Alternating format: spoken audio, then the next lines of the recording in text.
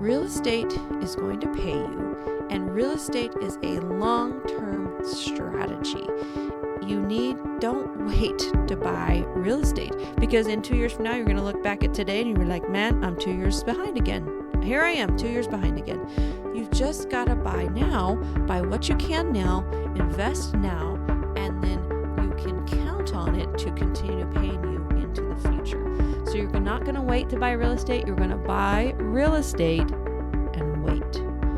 It is a long-term strategy. This is no get rich quick. I am not teaching get rich quick. Again, if you want that, find a different podcast. I am here teaching about how to build wealth slowly and steadily and get steady streams of income into your life.